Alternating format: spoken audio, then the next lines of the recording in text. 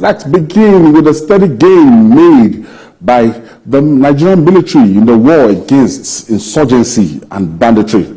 The Nigerian Army has handed over 350 rescued from the 10-day clearance operation in the Sambisa forest to the Borno state government for rehabilitation and reintegration. The deputy commander of the operation, Adinkai, Major General Kenneth Chigu, noted that the rescue of the abducted persons is testament to the unwavering commitment of the military to security of lives and property in the country. But as we savor this success, now terrorists in military uniform raided and abducted 20 people in Dawaki community of Abuja. Some of the victims have been rescued. Let's share the story by TVC News Sifon Asian video. Faith Aldo is happy to have regained freedom. She was among several others kidnapped on Sunday in this neighborhood in Dawaki, a suburb of Abuja. But following a joint operation by security forces, she and several others were rescued. I just appreciate God for His love, for saving our life. Because when I was inside there, I was just praying that our senior pastor used to declare for us that none of a member will die like a chicken. And I'm one of them, and I am faith. I have that faith that I cannot die like a chicken, and I will not die a premature death. So I cannot die like a chicken. That is my prayer there. And all of them, let's go just sing. Let's go just take control of everything there. Same people that will rescue us. And I even thank God, God answer my prayer. And we do not expect that we see people inside there. And God just does miracle. She says they were made to walk up the hills for 3 hours before help came. It's like 3 hours before they get like 3 hours before we jam with those people and we escape. 4 of the victims had earlier escaped being taken up the hills. Julius Lawal is one of them. In break the do, going down, go carry one my guy. The time when they carry my guy, they sound like they carry room. Hit me for my leg. Everything is where I see yesterday happened. I can't climb on top of my shin. Jump, come roll. The rescue effort, we have finished the rescue effort. I led the operation personally. There's no person that is in any kidnappers then. All has been rescued. They have been returned back to their homes. As we are coming down from the mountain, we saw those who are exhausted. We have to pick them and took them to Gwarinpa Hospital. And they are back to their homes. We have been telling the criminals that it's not business as usual. We gather that the police are now blocking the routes used by kidnappers coming into Abuja. Sifon Asian TVC News, Abuja. I pass through this Dawaki bus stop every day.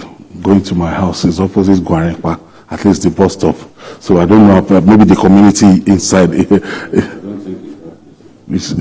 This road, this place is on the way to Kaduna.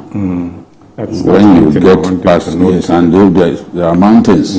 The place is literally surrounded by mountains. And you see some of the pictures that came out. You see mountains behind those houses.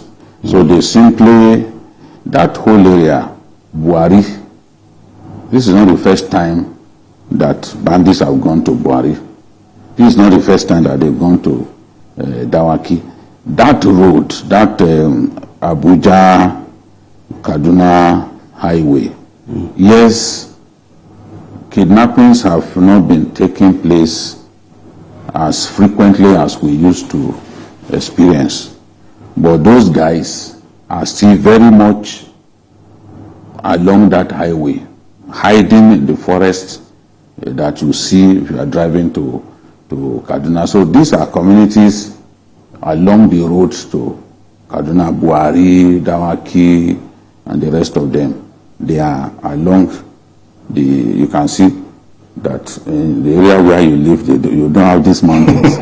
They show a picture again. So it's on the way to yes, you can see. It's on the way to Kaduna. And you know, I went there to do a documentary almost 2 weeks ago. And they told me that if you try to travel on that road, anything from 10 p.m., you're on your own. Because once it gets dark, people are reluctant to use the road. The people are experiencing what we call peace of the graveyard, because these boys can come at any time. And the situation in which as early as 7:30, they are barging into people's homes, dragging them out, and taking them into the bush. This is not palatable at all. According to them, 12 were arrested, 12 were abducted, but the army was able to rescue 5.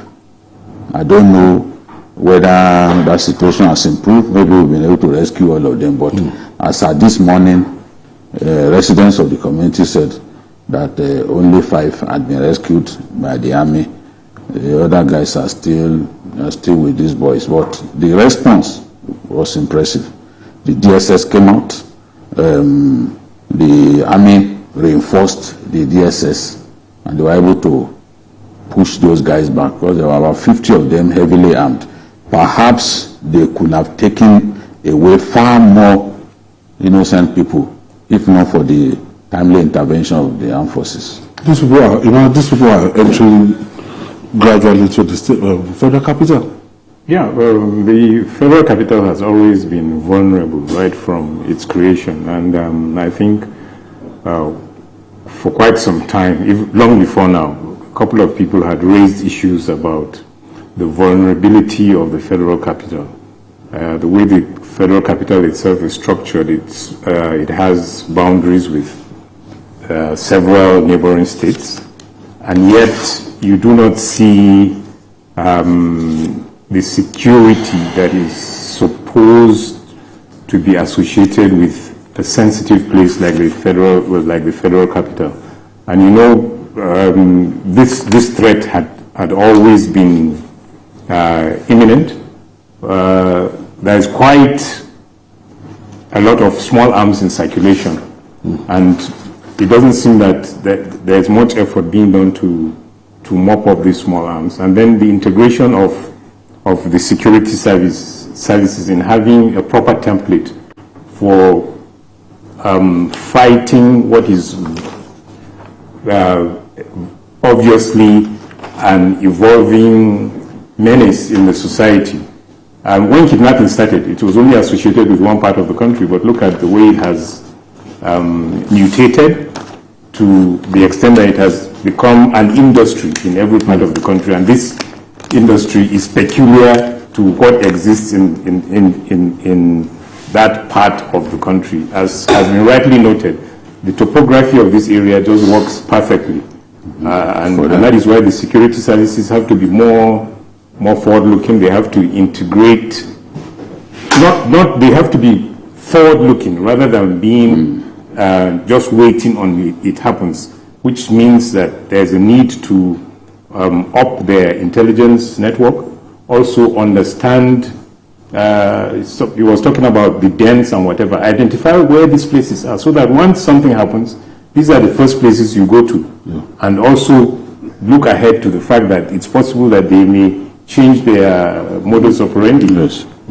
That's the problem we have, this lack of integration, because it's sad that two days ago, the drone was being used to search for a helicopter that crashed in a virtually inaccessible part of Iran. Here we are still not talking about integrating such technology in what is becoming a serious menace. Today, the Nigerian Army handled over 350 rescued people from a 10-day clearance in Sambisa Forest to the government of Borno State to be rehabilitated. 350 people. Yes, they were being held by remnants of the Shekau faction of Boko Haram. You know, Shekau controlled the Sambisa Forest, the Mandara Mountains, the Goza area of Adamawa State. But the Abu Musab al-Banawi faction, that some would like to describe as Mama Noor faction, because He was an elderly figure within that group. They decided to stay in the islands of Lake Chad. So when this kind of rescue happens, you look at the location, you can pinpoint the faction of Boko Haram that held on to this guy. After he died, the two factions have been killing one another. Hundreds of fighters on both sides have died. And if you look at the number of the people rescued, 6 adult males, 134 females, 209 children. These were the people rescued. Usually, the bulk of the people that the army had succeeded in rescuing, they are not the hardened fighters. They are not the hardened fighters. Usually, people reluctant to fight, people conscripted, people forced against their wish to stay with them. Why do we have so many women and so many children? When they raid a community, they see the women as spoils of war. So they kidnap these women, take them into the forest. They are the ones who cook for them. They turn them also to sex slaves. You can see how many of the Chibok girls have been turned to mothers. Some have even up to 3 kids. 3 kids now. You know, so every time they raid the community, they go for women. Those women will help them with their cooking and other things that they need to do, and then they marry them off to their fighters. So I'm not surprised that we have this number of women, 134. And this will most likely be children of those women.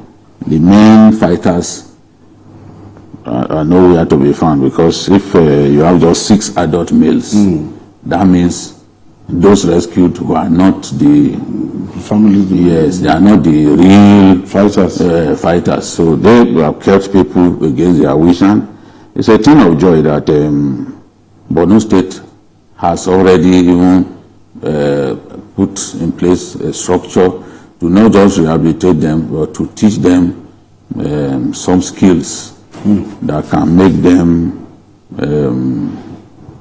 get fully integrated into the society. So I commend the Army for their consistent good work, especially in opening a corridor of safety for people being held against their wish in the Sambisa forest. Yeah, insurgencies. Because I wanted to say the process of reintegrating them and deradicalizing these people. It's always going to be a contentious issue. This issue of deradicalization, especially if it's politicized, because first of all, it's the politicization that is the problem. A lot of people initially felt it was being done, you know, to score political points, but we know that one of the reasons why the whole deradicalization exercise was put in place was because it was one of the demands that was made by the international community if it was going to support the federal government. I mean, long before now, so it wasn't whatever, but I think, again, in the usual way, that was not well communicated to the public. And so there's that notion that, oh, they just take these people and in the name of deradicalizing them, and then take them into the Nigerian army and so on. You know, that kind of that kind of job. Yes, you now want to be spending our money. This was the demand by the international community. So it's good to do the deradicalization, but it's not only the deradicalization. How do you ensure that the people who come back do not become disillusioned by the time they come back into the society, which is the trauma, and coming back to see that they are not able to integrate themselves properly into the society. People are reluctant to accept them. That is one, the stigma, but then also survival. If given the general economic... The young lady was interviewed, she said she has spent like 10 years. Yes. So you see, sometimes they come back and after a while they just feel that... Even one said, I remember one said back then in Maiduguri that he had never seen bananas before. He had never seen bananas before.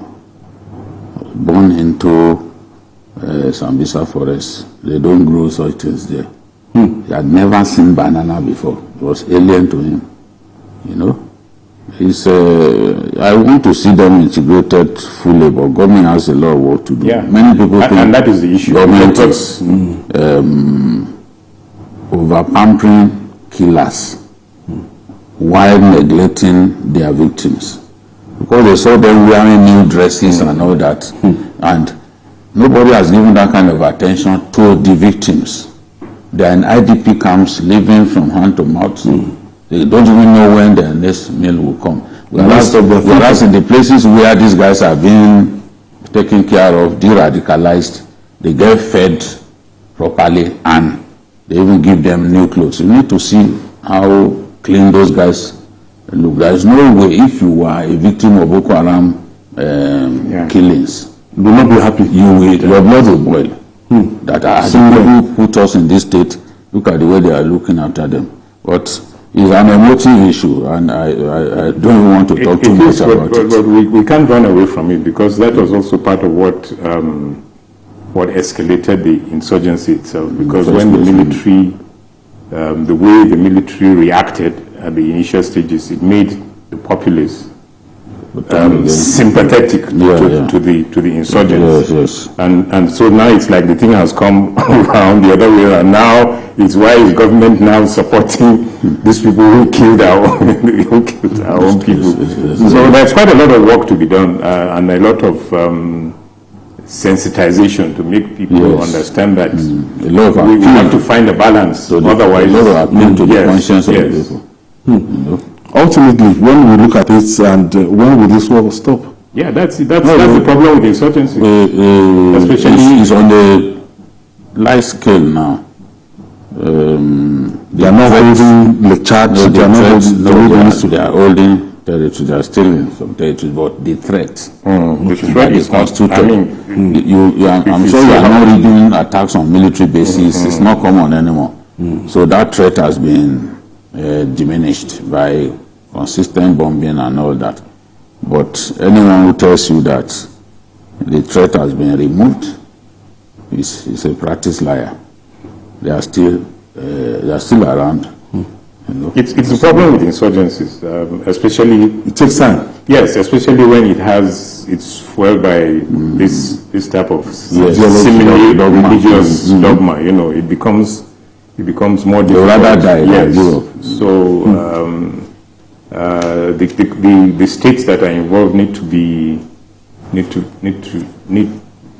be committed to seeing that it's not just the threat has gone down and then they relax. You know, because once you relax, they too seize upon that. And,